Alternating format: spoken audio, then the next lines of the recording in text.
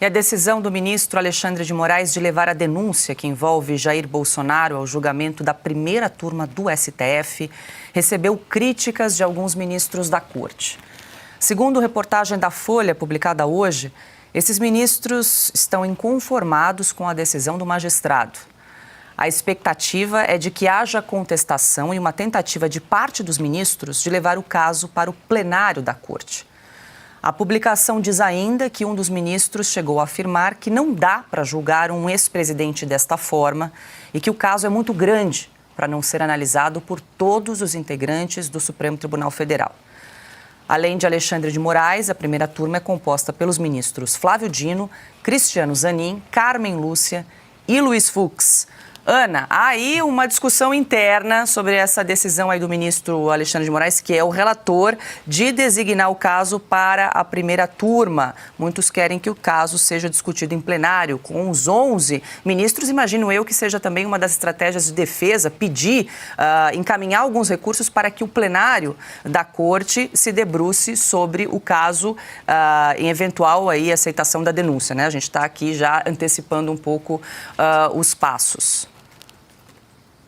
Pois é, e o caso cai exatamente onde não tinha que cair, porque ou volta para a primeira instância, como o ex-presidente na época, Lula, foi julgado, né, lá no Paraná, Sérgio Moro como juiz desse caso, já que não tinha nenhum cargo eletivo, não era governante, não era nada, então era um cidadão comum, voltou para a primeira instância.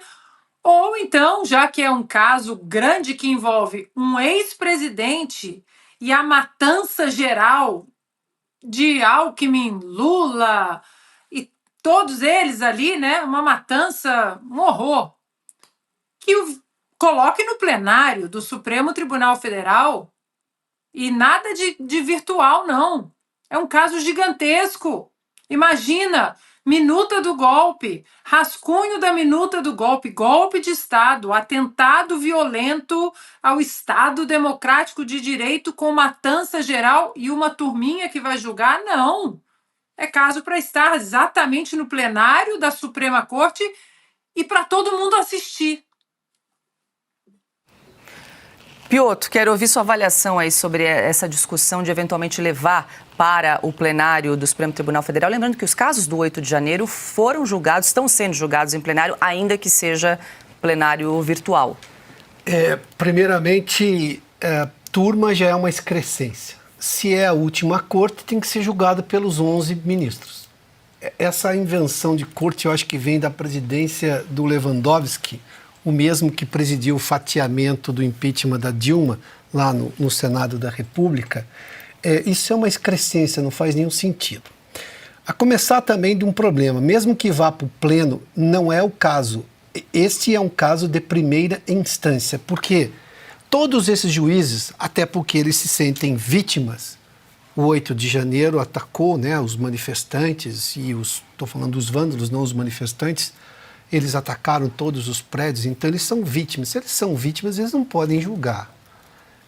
O caso do Alexandre de Moraes se sente de tudo, vítima, promotor, delegado, tudo, vai ser então de todos os ministros, porque eles também são vítimas. Não há no direito nenhuma tese que permita que esse caso continue no Supremo. Em que pese o fato de já estar errado da investigação ter começado no Supremo. Isso deveria ter sido da Justiça Federal, na primeira instância, provavelmente em Brasília, porque foi lá que aconteceram os fatos. E aí, dá-se a justiça. Mas qual o juiz hoje do Supremo, levando-se em conta o comportamento do Supremo recente? Vamos pegar só 2 fatos.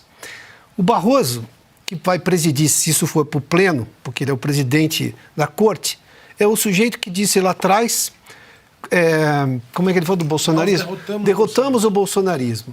Qual a isenção do Barroso? Eu tenho que levar isso em conta. O passado não dá para se apagar.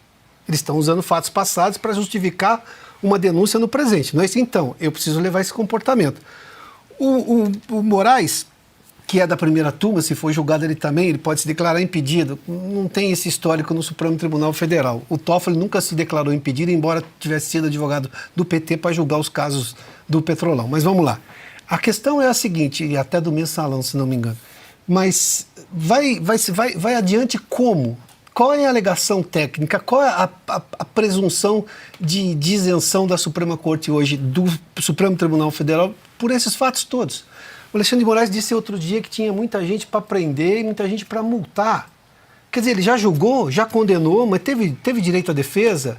Quantos casos aí, por exemplo, a gente lembrou aí de que o juiz precisa ouvir as alegações da defesa. Teve casos daqueles do 8 de janeiro em que, nas poucas manifestações em que o advogado conseguiu fazer chegava agora, a defesa, no minuto seguinte era publicada a sentença.